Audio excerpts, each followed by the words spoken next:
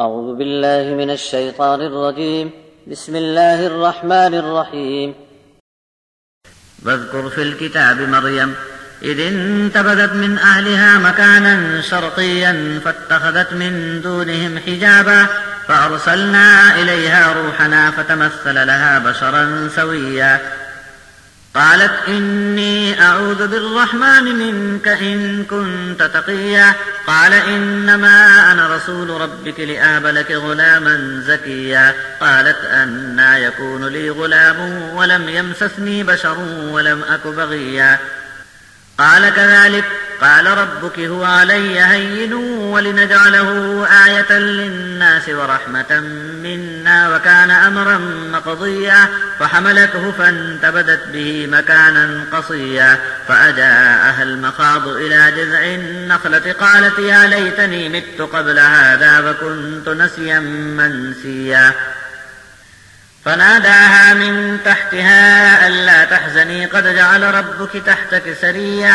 وهزي إليك بجذع النخلة تساقط عليك رطبا جنيا فكلي واشربي وقري عينا فإما ترين من البشر أحدا فقولي إني نذرت للرحمن صوما فلن أكلم اليوم إنسيا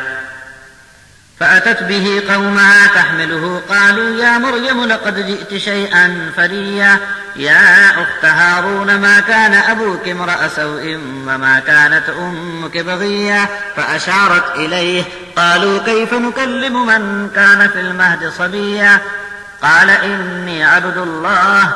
آتاني الكتاب وجعلني نبيا وجعلني مباركا أينما كنت وأوصاني بالصلاة والزكاة ما دمت حيا وبرا بوالدتي ولم يجعلني جبارا شقيا والسلام علي يوم ولدت ويوم أموت ويوم أبعث حيا ذلك عيسى ابن مريم قول الحق الذي فيه يمترون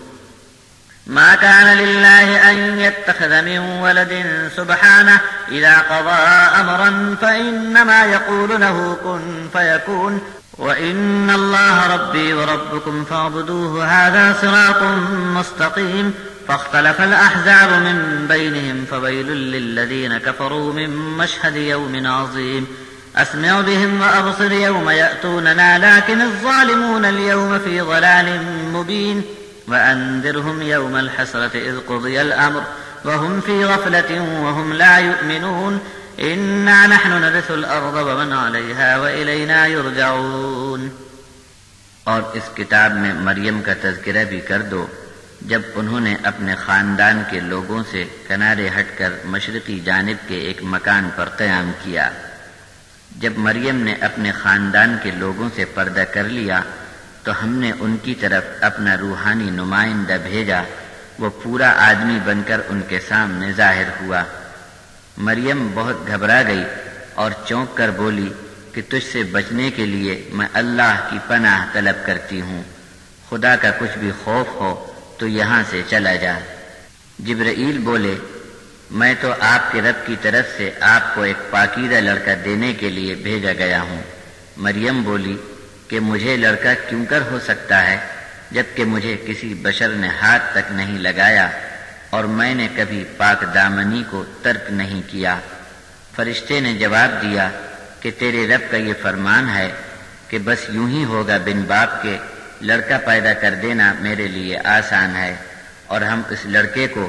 انسانوں کے لیے ایک نشانی بنا دیں گے اور اپنی طرف سے اسے رحمت عطا فرمائیں گے اور اللہ کے حکم کے تحت اس لڑکے کی پیدائش کا فیصلہ ہو چکا ہے. اللہ کے حکم کا یہ بوجھ اسے اٹھانا پڑا اور اسی کے ساتھ وہ دور کے ٹھکانے کے ایک مکان میں چلی گئی. کھجور کے ایک درخت کے پاس پہنچتے ہی بچے کی ولادت کا درد شروع ہو گیا. تب مریم بولی اے کاش کہ میں اس کے پہلے مر چکی ہوتی اور بھولی بسری ہو جاتی کہ کسی کو یاد بھی نہ رہتی. بس ان کو ڈھلوان سے آواز آئی کہ مریم غم نہ کر، تیرے رب نے تیرے پاؤں تلے پانی کا ایک جھرنا جاری فرما دیا ہے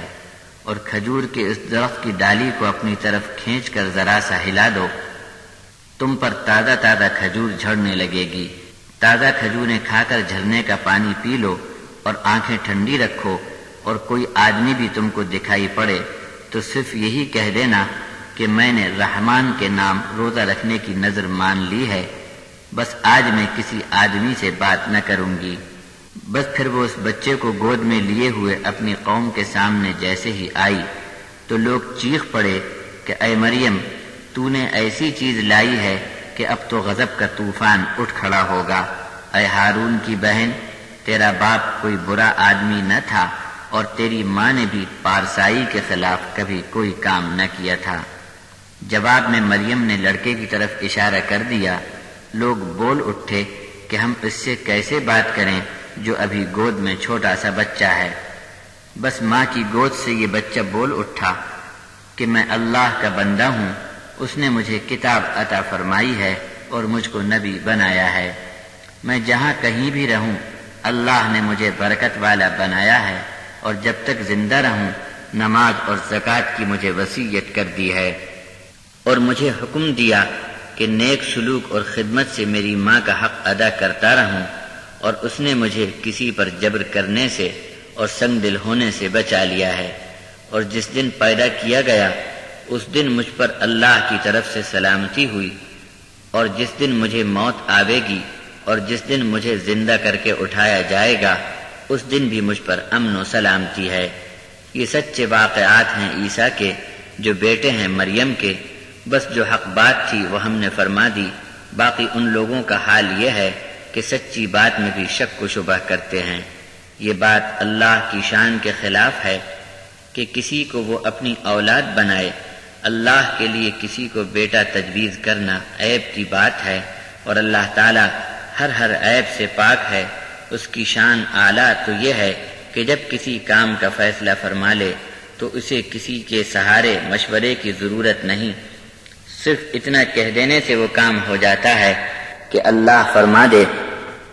کہ کام ہو جا، بس وہ کام ہو گیا۔ اور عیسیٰ کی دعوت تو یہ تھی کہ بے شک اللہ ہی میرا رب ہے اور تمہارا بھی رب صرف اللہ ہے، بس سیدھا راستہ چاہتے ہو تو صرف اللہ کی عبادت کیے جاؤ۔ بس ان ٹولیوں نے آپس میں اس واقعے میں خوب اختلاف کیا، لیکن ایک بڑے دن میں شہادت اور گواہی جب قائم ہوگی تب ان کافروں اور منکروں کو بڑی بربادی کا سامنا ہوگا۔ آج موقع ہے، کوئی چاہے خوب سن لے اور اچھی طرح دیکھ لے، لیکن جب یہ ظالم قیامت کے دن ہمارے حضور پیشی میں طلب کیے جائیں گے تب سب پر کھل جائے گا کہ یہ لوگ کھلی گمراہی میں تھے۔ ان کو ڈر سنا دو کہ پچھتانے اور افسوس کرنے کا دن آ رہا ہے جب تمام معاملات کا آخری فیصلہ کر دیا جائے گا، جبکہ یہ لوگ آج غفلت میں پڑے ہیں اور سچی بات کو نہیں مان رہے۔ زمین کے وارث ہم اکیلے ہوں گے، اور جو کچھ زمین پر ہے وہ سب کا سب صرف ہمارا ہے، اور سب کو ہمارے پاس لوٹ کر واپس آنا ہے۔